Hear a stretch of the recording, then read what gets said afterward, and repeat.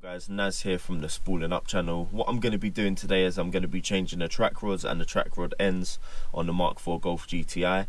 Reason being, last time I took the car to get it tracked after I changed the wishbones, they were unable to make a proper adjustment on the alignment because I believe one of the track rods was rounded off, so they were unable to give it a proper turn in order to get things where they should be. Because of that, the steering wheel's slightly off center. The wheels are they're aligned pretty well, but the steering wheel's off center. So what I'm going to do is I'm going to change those over, take the car to get it tracked again, because I don't want to be driving a car that's mapped and I'm supposed to be enjoying while the steering wheel's off center. I've got a little bit of daylight left. I'm hoping it's going to be a straightforward nice job. So yeah, let's go ahead and get started.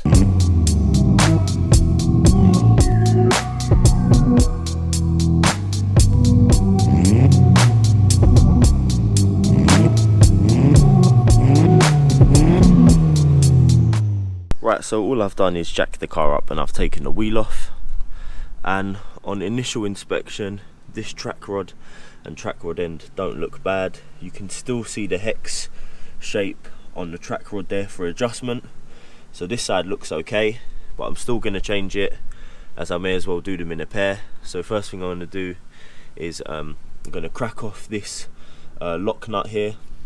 I'm going to whiz it off from here. Right guys, so a little bit of penetrating fluid on there and I've cracked that locking nut off.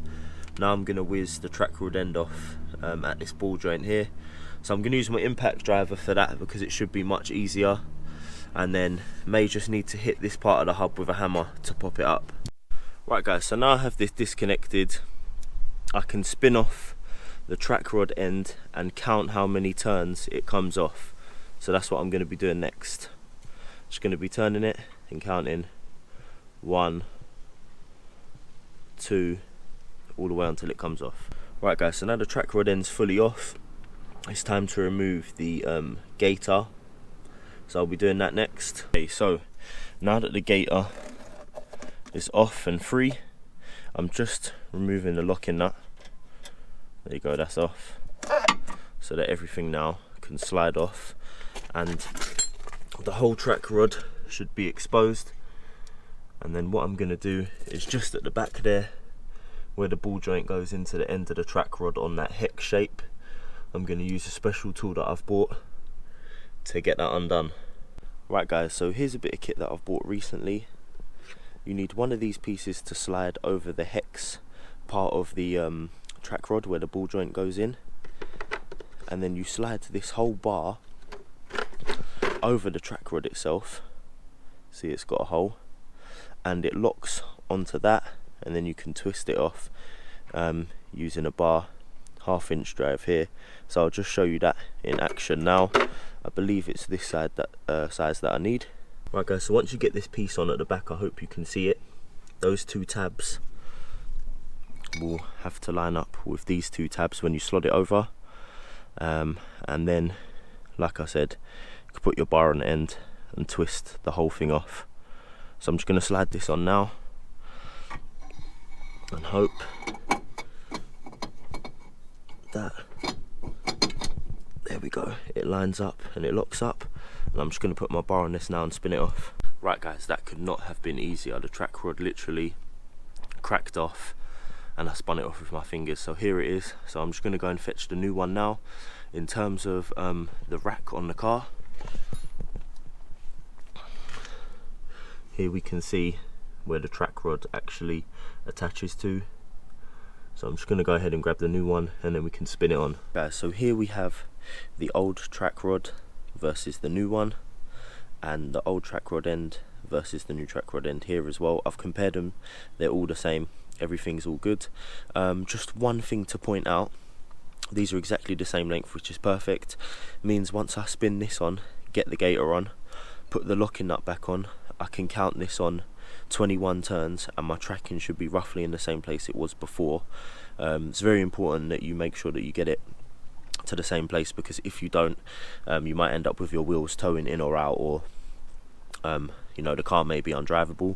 So I'm going to go ahead and throw this on with my tool, and then throw the track rod end on, and then obviously not forgetting the gator as well, and then that should be it for this side. Right guys, so I am pretty impressed with this tool. Once you've got your track rod in and obviously the hex piece, you can actually lock it into position if you just twist this metal sort of collar round, if you like, so you can lock it into place. Now this is ready to literally spin on, and then slide the gator on, then locking nut, then track rod end. So the new track rod is on. I'm just going to go ahead and put the gator on. The thing is I ordered new gators, but they're just not as good as these OEM ones. They're not going to fit as well, so I'm going to go ahead and put these on. It's gone a little bit hard. When I get a chance I will change them, but for now the best thing for me to do is put these old ones back on. Okay, so yeah, it's getting quite dark now. Let's get the torch. So the track rod end's on, gator's on, locking nuts on. It's just time now to go ahead and put that track rod end on and then link it back up to the hub assembly, tighten it all up, and then we're good. And then I can move on to the other side. So the whole track rod and track rod end is on now. All I'm going to do is tighten up the nut at the bottom with my impact driver, then do the locking nut up, put the wheel back on, and then I'm going to have to do the other side tomorrow because it's getting too dark now. But so far so good. Guys, what I'm going to be doing now is I'm going to be smashing out the driver's side. Should be a lot quicker now because I've done the passenger side now. I know exactly what to do. I've got all my tools ready as well because I got them all out yesterday, so that should make things a lot easier as well. Half of the time doing some of these jobs, it takes ages getting all your tools out, and then you've got to run. Well, I've got to run back to my house, grab something else, come back over here, work on the car, go back, grab something else. So now that they're all here, I should just be able to smash it out, get it done, and yeah, hopefully everything's all good. Now guys, this is the old track rod and this is the new one. As you can see, the new one's slightly longer. So I've had a look at the track rod ends, and as it happens, the old one is slightly longer. So overall, it's still gonna make the same length of track rod and track rod end assembly, so it shouldn't make a change to the tracking. What I'm gonna do is I'm gonna wind this on 20 turns to the old one, put the new one on 20 turns to the new one, and see what kind of length they're at, because overall length it might be the same, because this is shorter but this is longer, this is longer but this is shorter, so overall should be the same. I'm just gonna wind them on now and see.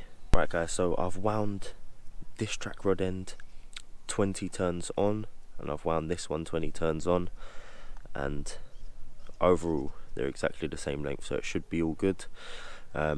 All it means really is that if you wanted to, you could make this track rod and track rod end assembly a lot shorter, because the threads go a lot further in towards the rack than this one, but you should never need to. So yeah, I'm going to go ahead, put this one on, and then finish this side up, and then that'll be job done. So the driver's side is now done as well. Just got to get it tracked and then we're all good. So thankfully it wasn't too much of a tough job. Time to get the wheel back on, book the car in for tracking, and then once that's done, give it a nice test drive, make sure I'm happy with it, and then we're all good on to the next thing, which I think in this case is going to be the brakes. I'm going to finally get a chance to put those on, bleed them up, and then another step closer to me being happy with the car before it's mapped. Okay, so I'm definitely finished for the day now. Everything went really well.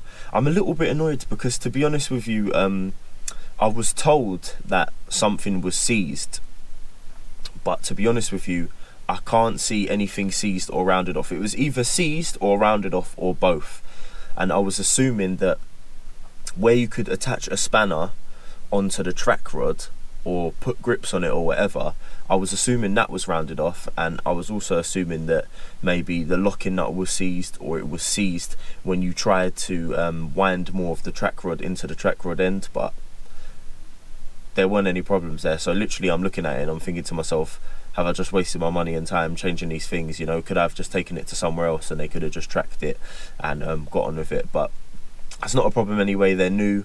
Those ball joints on the inside of the track rod, they get quite worn anyway. Like mine are, you know, if I hold the ball joint and dangle it, the track rod itself will just swing about. Like there's barely any resistance there anyway, so it's probably getting quite worn in there. So good thing that they're changed. Next thing, I'll go and get the car tracked. Hopefully everything will be set up nicely and I can enjoy driving the car again. Yeah, so nice easy job, well done. Thanks for coming to watch the video, guys. I'll see you on the next one. Do not forget to like, comment and subscribe.